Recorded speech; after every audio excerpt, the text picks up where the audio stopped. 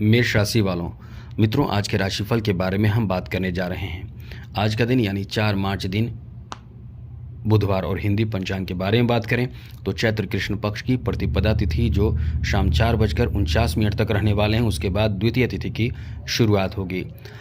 नक्षत्र की बात करें तो पूर्व फाल्गुनी नक्षत्र जो सुबह 7:38 तक रहने वाले हैं, उसके बाद उत्तरा फाल्गुनी नक्षत्र की शुरुआत होगी। ग्रहों की स्थिति के बारे में बात करें तो मित्रों, आज के दिन चंद्रमा जो है वो कन्या राशि में चले जाएंगे, यानी आपके छठे भाव में दोपहर 1:45 पे चले जाएंगे। और बाकी जो ग्रहों की स्थिति है, आपके लाभ के घर में इस समय राहु मौजूद हैं, सूर्य मौजूद हैं, बुध मौजूद हैं, मंगल मौजूद हैं। बुध तो इस समय वक्री अवस्था में और नीच के अस्त हो चुके हैं। साथ ही आपके तृतीय भाव में देवगुरु बृहस्पति हैं और आपके द्वादश भाव में जैसा कि शनि मौजूद हैं और शनि की 7.5 भी आप पर चल रही है। ऐसे में आज का पूरा दिन आपका कैसा रहने वाला है, इसके बारे में इस वीडियो में हम विस्तार से चर्चा करेंगे।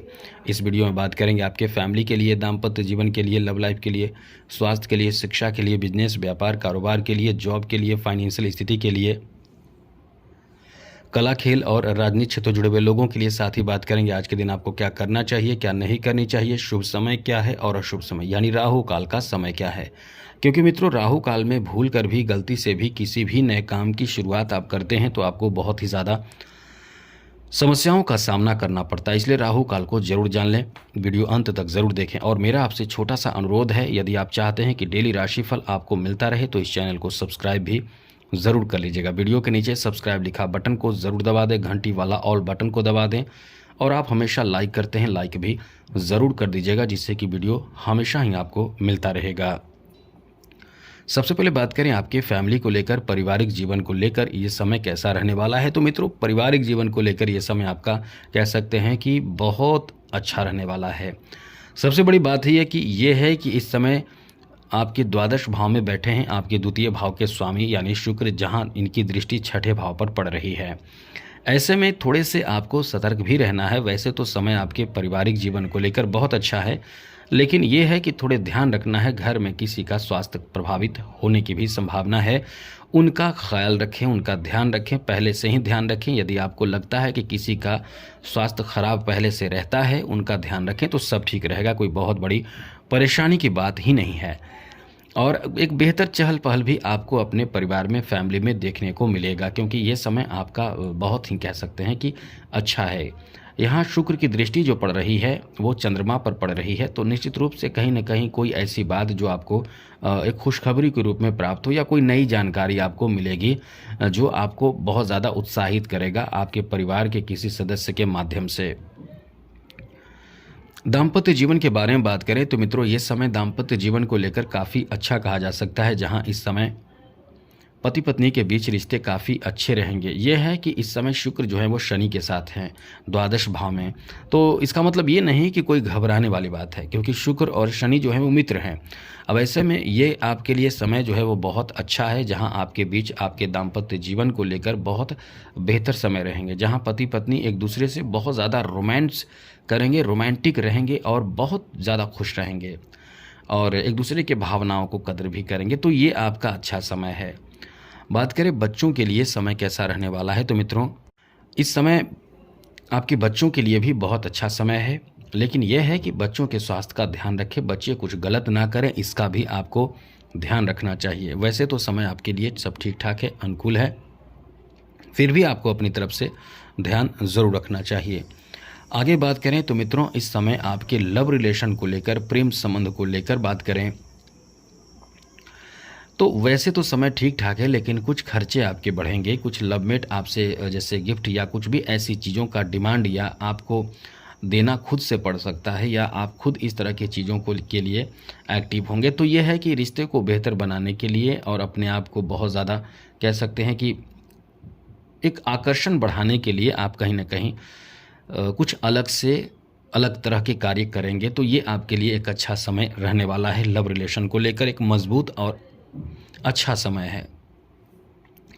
आगे बात करें तो मित्रों, इस समय आपके स्वास्थ्य को लेकर बात करें तो स्वास्थ्य को लेकर भी ये समय आपका ठीक ठाक है।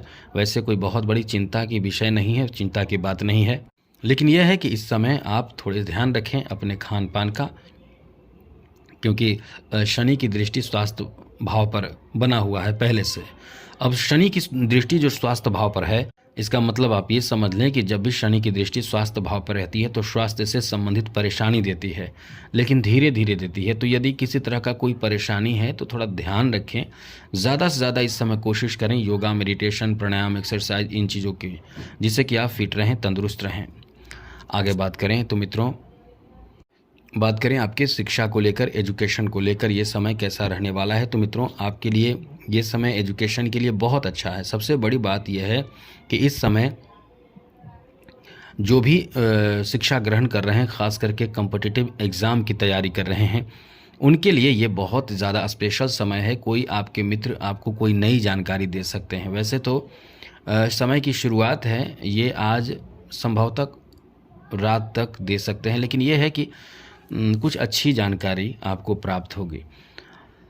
वैसे थोड़े से ध्यान रखिएगा, कंसंट्रेशन बेहतर रखें, क्योंकि जो कॉम्पिटिटिव एग्ज़ाम की तैयारी कर रहे होते हैं उन पर दबाव बहुत ज़्यादा होता है और पूरी तरह से मेहनत करते हैं। ये समय आपका ठीक ठाक चल रहा है। आगे बात करें तो मित्रों, इस समय आपके बिजनेस के लिए, व्यापार के लिए, कारोबार के लिए एक ऊंचाई छूने वाला समय है। अब बना हुआ है समय। ऐसा हम क्यों कह रहे हैं? क्योंकि आपका एकादश भाव यानी लाभ का भाव, जहां बिजनेस, व्यापार, कारोबार के कारक ग्रह बुध जो हैं वो इस अवस्था में बैठे हैं। लेकिन यह है कि थोड़े संघर्ष आपको करना पड़ेगा। बिजनेस में बड़े फायदे आपको प्राप्ति कराने वाला समय रहने वाला है। बात करें जॉब की, तो जॉब के लिए वैसे समय ठीक ठाक है, लेकिन यह है कि इस समय थोड़े से मेहनत ज़्यादा करना पड़ेगा। फाइनेंशियल स्थिति के बारे में बात करें तो मित्रों, ये समय धन बढ़ोतरी कराने वाला तो समय है ही, लेकिन खर्चीला भी समय है। जैसे कपड़ों पर और भी मतलब जो कह सकते हैं कि खूबसूरती और सुंदरता और भी चीज़ों पर खर्च आपके होंगे, घरेलू खर्च होंगे। तो ये खर्चीला समय है, तो ये ध्यान रखिएगा। खर्चों पर नियंत्रण बनाए रखने की अपनी तरफ से कोशिश करें। कला क्षेत्र से जुड़े लोगों के लिए ये समय बहुत अच्छा है। आप इस समय बहुत उत्साहित रहेंगे, लेकिन एक चीज़ याद रखिएगा, कोई भी अपने वाणी का गलत प्रयोग ना करें, वरना आपको अपमानित भी होना पड़ सकता है। खेल जगत से जुड़े लोगों के लिए ये समय वैसे ठीक ठाक है, लेकिन फिर भी अपनी तरफ से आपको सतर्क रहना चाहिए। और बात करें राजनीतिक क्षेत्र से जुड़े हुए लोगों को, थोड़ा ध्यान रखना पड़ेगा कि कोई भी अपनी वाणी का गलत प्रयोग आपको भी नहीं करना चाहिए, तो सब अच्छा रहेगा। अब बात करें आज के दिन आपको क्या करना चाहिए, क्या नहीं करनी चाहिए, तो समझिए कि आज का दिन जो है महत्वपूर्ण दिन है, होली का दिन है। और सबसे बड़ी बात है कि आज के दिन जो है वो ग्रहण के बाद वाला दिन है। तो आज आप स्नान जरूर कीजिएगा, शुद्ध हो जाइएगा, मंदिर जाइएगा ज़रूर, शिव मंदिर में जाइए, शिव जी को जलाभिषेक कीजिए। इससे आपके ऊपर के जो ग्रहण से संबंधित परेशानी रहेगी वो दूर होगी और आपके जीवन में खुशहाली आएगा। शुभ समय में अभिजीत मुहूर्त के बारे में बात करें तो आज के दिन अभिजीत मुहूर्त नहीं है, अमृत काल का समय है, जो बहुत सुबह में है। लेकिन चलिए बता देते हैं, दोपहर मतलब सुबह 12:52 से 2:31 के बीच है। और अशुभ समय को भी जानना जरूरी है। ये समय है दोपहर 12:38 से 2:05 के बीच। ये अशुभ समय है। भूल कर भी इस समय किसी भी नए काम की शुरुआत आपको नहीं करनी चाहिए। तो आज के लिए इतना ही। जय माता दी, राधे कृष्णा, ओम नमः शिवाय।